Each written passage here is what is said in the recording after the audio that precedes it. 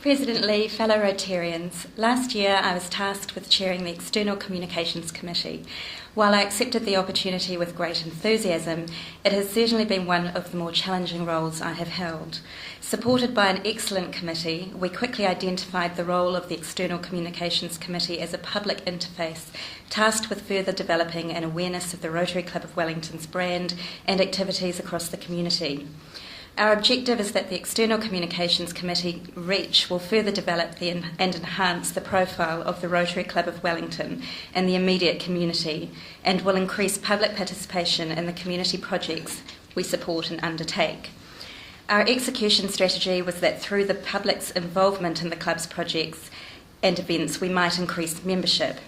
Members of the public who do wish to get involved in the club projects and activities but do not wish to become members of the club, they do not have to. However, they should be warmly invited to register their interest should they wish to consider membership with the club.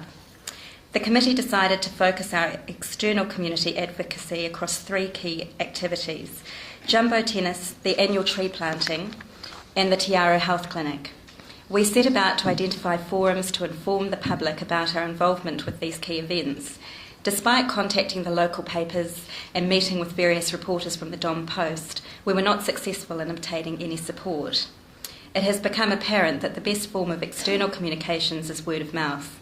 Helen commented apparently to Jeremy recently that the most successful form of communication around jumbo tennis this year was through personal contact, and that the efforts made with social media were not so great as there wasn't enough activity on the page.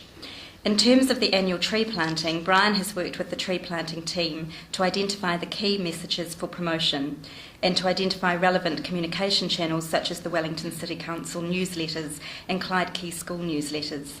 It has been observed that some RCW branding would also be useful to have on site at these club events.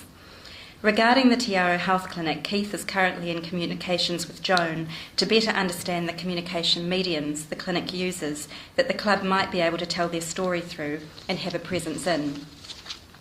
So all in all, the Communications Committee has identified some key strategies to aid the club to successfully enhance its brand and presence in the community. I will step down from this role at the end of June as Kerry Prendergast recently appointed me Chair of the Speakers Committee, which takes effect from July.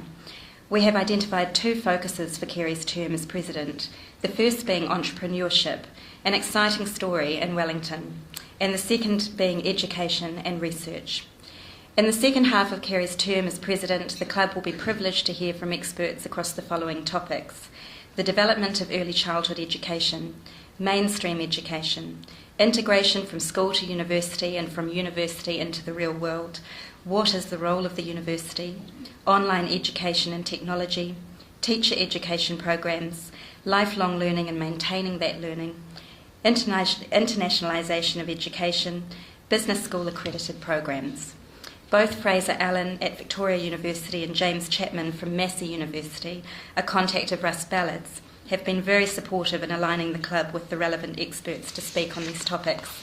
Liz Tennant has done an outstanding job of providing exceptional speakers to the club, and with your support I will endeavour to do the same.